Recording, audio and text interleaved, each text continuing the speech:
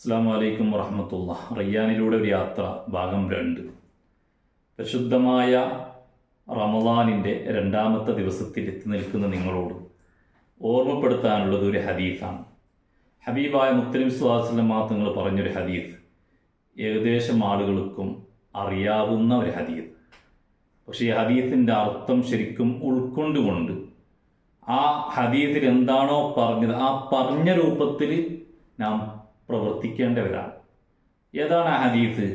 മൻ സ്വാമ റമളാന ഈമാനൻ വഹ്തിസാബൻ ഗുഫിറ ലഹു മാ തഖദ്ദമ മിൻ ദംബിഹി. ഒരുത്തൻ റമളാനിൽ നോമ്പ് പിടിച്ചാൽ ഈമാനം വഹ്തിസാബൻ, പൂർണ്ണമായും വിശ്വസിച്ചുകൊണ്ട് ഈമാനോടുകൂടി മുഅ്മിനായിക്കൊണ്ട്, വഹ്തിസാബൻ കൂലി ആഗ്രഹിച്ചിട്ട്. എവിടെയാണ് ചിന്തിക്കേണ്ടത്?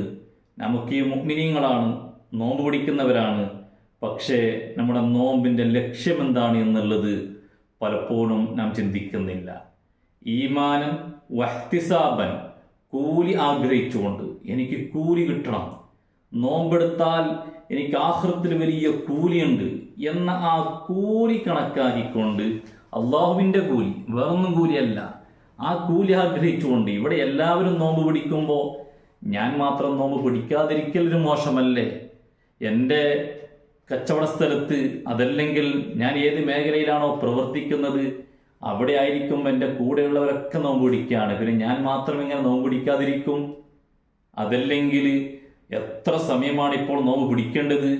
പകലാണോ കൂടുതൽ, രാത്രിയാണോ കൂടുതൽ? ഇങ്ങനെ ഓരോന്നോരോന്ന് കണക്കാക്കി എങ്ങനെ ഇതൊന്ന് ചുരുക്കി കിട്ടും, എങ്ങനെ ഇതിൽ നിന്ന് ഒഴിവാകും എന്ന് ചിന്തിക്കുന്നതിന് പകരം നോമ്പ് പിടിച്ചാൽ അള്ളാഹുവിൻ്റെ അടുക്ക് എനിക്ക് വലിയ കൂലിയുണ്ട്, ആ റബ്ബിൻ്റെ അരികിലുള്ള കൂലി, ആ കൂലി ആഗ്രഹിച്ചുകൊണ്ട് ഞാനിതാ നോമ്പ് പിടിക്കുന്നു. എത്ര വിശപ്പ് സഹിച്ചാലും പ്രശ്നമില്ല, എനിക്കെത്ര ബുദ്ധിമുട്ടായാലും പ്രശ്നമില്ല. അല്ലാഹു തആല ധാരാളം ഭക്ഷണങ്ങൾ നമുക്ക് തന്നിട്ടുണ്ട്. കഴിഞ്ഞ 11 മാസക്കാലം ഒരു ദിവസം പോലും നിർബന്ധമായും നിങ്ങൾ ഭക്ഷണം കഴിക്കരുത് എന്ന് അല്ലാഹു തആല പറഞ്ഞിട്ടില്ല. ആ റബ്ബ് റമദാനിലും രാത്രിയിൽ ഇഷ്ടം പോലെ നാം ഭക്ഷണം കഴിക്കുന്നുണ്ട്. പകലിലുള്ള സമയം മാത്രം നിങ്ങൾ എനിക്ക് വേണ്ടി ഭക്ഷണവും പാനീയവും നിങ്ങൾ ഒഴിവാക്കണമെന്ന് പറയുമ്പോൾ അത് നല്ല സന്തോഷത്തോടെ സ്വീകരിച്ച്, അല്ലാഹു തആല അവൻ പറഞ്ഞ ആ വാക്കിനെ സ്വീകരിച്ചാൽ എനിക്ക് ധാരാളം കൂലി തരും എന്ന ആ കൂലി മുമ്പിൽ കണ്ടുകൊണ്ട് നാം നോമ്പ് പിടിച്ചാൽ അവൻ്റെ എല്ലാ കുറ്റങ്ങളും അല്ലാഹു തആല പുറത്തു കൊടുക്കുമെന്ന് ഹബീബായ മുത്തനബി സ്വല്ലല്ലാഹു അലൈഹി വസല്ലം തങ്ങൾ നമ്മോട് പഠിപ്പിച്ചിട്ടുണ്ട്.